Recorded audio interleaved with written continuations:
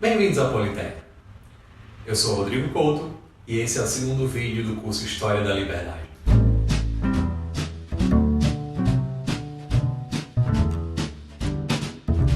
Uma tarefa fundamental para o aprendizado de qualquer conteúdo é, antes mesmo de ir ao conteúdo, desfazer algumas pressuposições que nós temos antes de ir ao conteúdo. Porque muitas vezes chegamos a um curso, a um livro, a um outro escrito ou aula com uma série de preconcepções que podem atrapalhar o nosso aprendizado.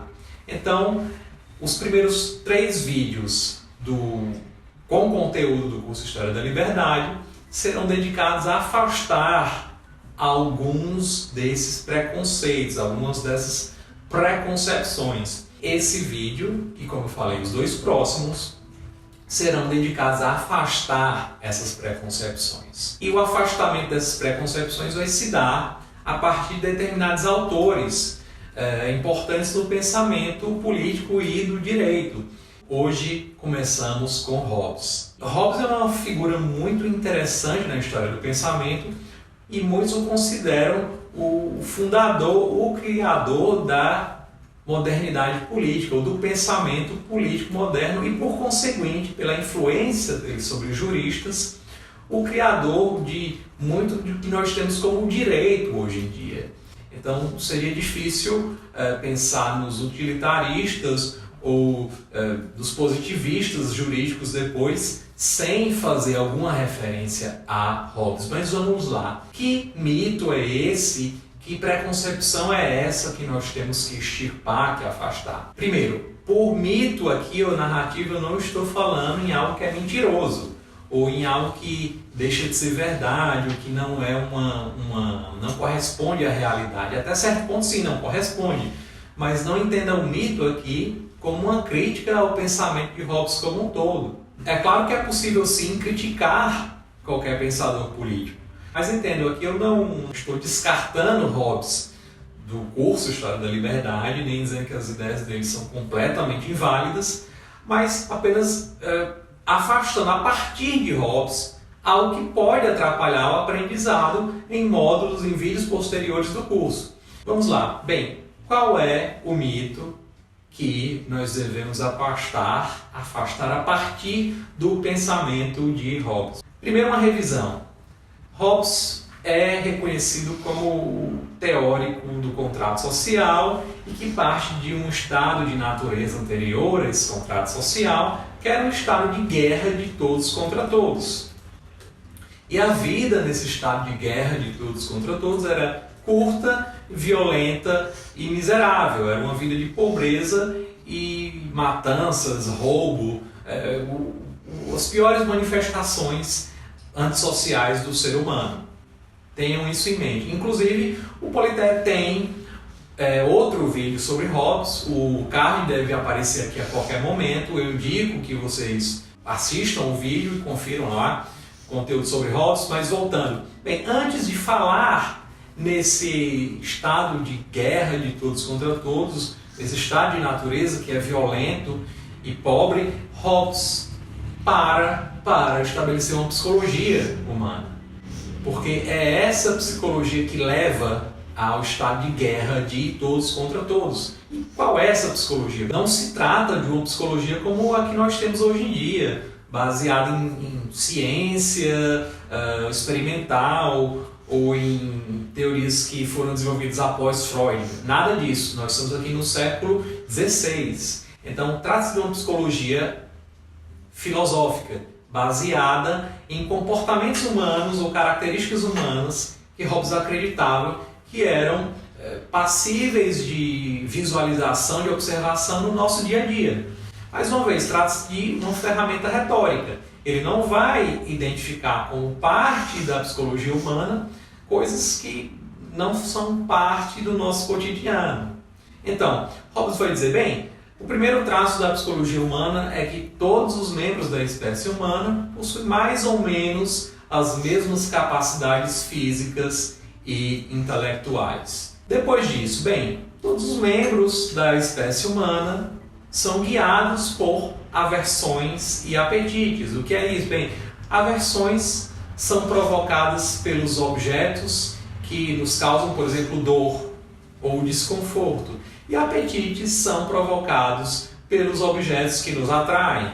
Então, coisas muito simples, coisas ordinárias, como o bolo de chocolate, causam apetite. Um remédio amargo causa aversão. E a mente humana, para Hobbes, vai ser uma ferramenta para entender os custos de chegar aos objetos do nosso apetite. Então não se trata da razão humana como uma ferramenta para realizar escolhas livres. Não. A mente é uma ferramenta de verificação de custo-benefício. Depois de satisfazer um dos meus apetites, segundo Hobbes, eu vou partir para outro apetite. A vida toda do ser humano, segundo Hobbes, é concebida não como um caminho em direção a um fim determinado, mas uma corrida que acaba com a morte apenas, entre os diversos objetos do nosso desejo, os objetos que provocam os nossos apetites. Alguns de vocês podem criticar essa perspectiva, eu sou crítico dessa perspectiva, mas fica sob certa interpretação, sob certa perspectiva, fica ainda pior. Bem, Hobbes fala que nesse estado de natureza, o homem em seu estado natural não tem critérios para definir o que é bom e o que é justo, ou seja, não tem critérios objetivos, critérios que vão além da subjetividade da opinião pessoal. O que é bom é aquilo que me agrada, aquilo que desperta os meus apetites, e aquilo que é mal são os objetos que provocam a aversão. Finalmente, o ser humano como um todo, todos os seres humanos, possuem um grande medo, que é o medo da morte violenta.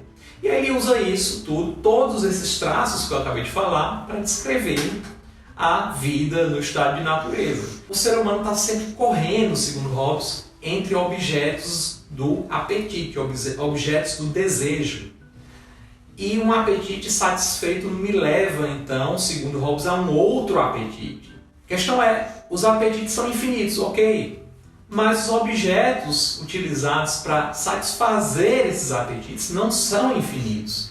Então, um número infinito de desejos e um número finito, limitado, escasso de objetos vai levar a um conflito entre as pessoas por esses objetos. E não vai existir um conceito objetivo de bem, de bom, ou um conceito, um critério objetivo para a justiça capaz de organizar, de impedir esses conflitos, de mediar esses seres humanos, de levar os homens a acordos. Não existem, portanto, essas normas, segundo Hobbes, no estado de natureza. Então esse é um estado em que todos estão a lutar uns contra os outros por determinados objetos. Eles não conseguem chegar a um acordo e nem ao menos possuem critérios para identificar o que é bom e o que é justo. E então Hobbes diz, mas bem, existe uma lei da natureza, que é um imperativo, que obriga as pessoas a buscar a paz. Além disso, elas têm medo da morte violenta. E, portanto, elas resolvem esse problema do estado de natureza, o problema de uma vida violenta e curta e miserável, já que ninguém acredita que vale a pena produzir riqueza, porque será uma riqueza roubada pelos vizinhos, por exemplo.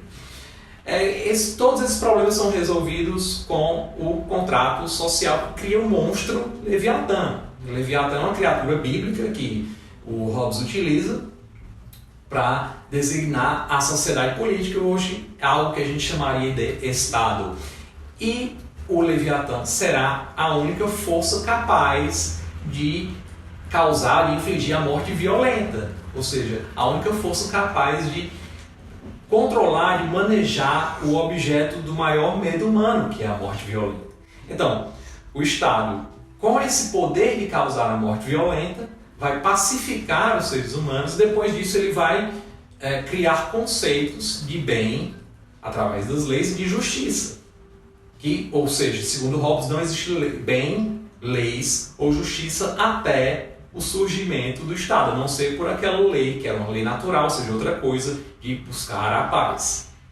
Então, o que é que isso significa para uma história da liberdade, para o curso História da Liberdade? Bem, significa que em Hobbes não existia realmente aquilo que nós chamaríamos de liberdade ordenada, pelo menos, antes do contrato social, antes do Leviatã, porque todas as pessoas tinham apenas uma espécie de igualdade nas forças e no intelecto e na ambição. Uma igualdade que levava a conflitos, já que tanto quanto eu, os meus vizinhos teriam a mesma força para me matar e roubar os meus bens. E essa, entre aspas, era a liberdade que existia. E aí está, o primeiro questionamento é que talvez não seja muito útil falar em liberdade antes da realização de um contrato social. Mas ainda assim isso vai ser questionado adiante aqui no vídeo. Com o contrato nós temos um Estado, o monstro Leviatã, nós temos leis, nós temos critérios objetivos para o que é bom ou mal e para a justiça. É esse espaço, embora muito se afirme Hobbes como o criador o teórico do absolutismo, mas hoje boa parte da historiografia fala que Hobbes é um pré-liberal, ou seja, o Estado é criado para criar uma ordem, estabelecer uma ordem no interior da qual existiria isso que algumas pessoas chamariam de liberdade. Essa é a pré-concepção, essa é a narrativa que a partir de Hobbes nós vamos tentar afastar. Porque Hobbes ignora alguns fatos sobre a natureza humana. Bem, ele afirma que o homem vivia atomizado, vivia como um indivíduo, e que não existiam regras para coordenar a distribuição de recursos, e essas regras, diante do número infinito de desejos, levavam ao conflito. Bem, mas olhando para as sociedades históricas, não é assim que funciona.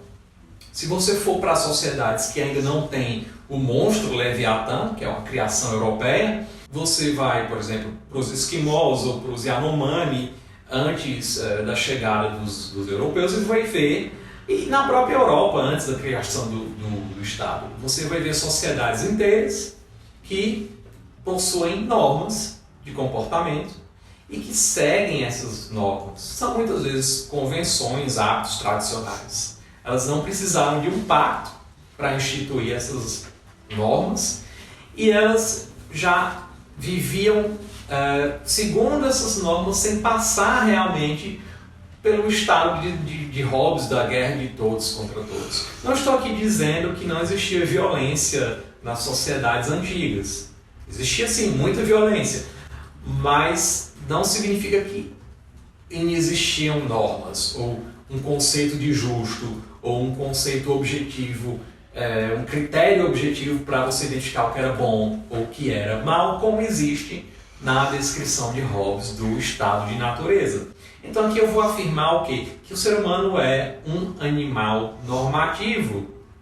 Ser normativo significa reconhecer que existe a esfera do ser, das coisas como elas são, mas existe uma esfera ideal que nós podemos realizar, obviamente, das coisas como elas devem ser. E ser normativo é admitir que existe a exigência de realização desse dever ser. Quando nós vamos para essas sociedades, elas já possuem essa dimensão normativa, mesmo antes do Estado. E isso ocorre em todas as outras esferas da vida humana. Por exemplo, você não tem uma gramática de qualquer idioma que não seja normativa. Toda gramática possui regras. E um exemplo mais prosaico: você reunir 5 pessoas para dividir um apartamento, ou um número qualquer de pessoas para dividir um apartamento, elas vão ter que chegar a normas, nesse caso vão ser normas convencionais, sobre, por exemplo, o uso da cozinha, ou sobre horário de receber pessoas, ou sobre barulho. Então vejamos, nós temos aqui o ser humano como um animal normativo. O primeiro ponto para afastar esse mito, essa narrativa hobbesiana. E além dessa normatividade, quanto a nesse aspecto, significa que nós nos construímos como sujeitos normativos no interior de uma sociedade.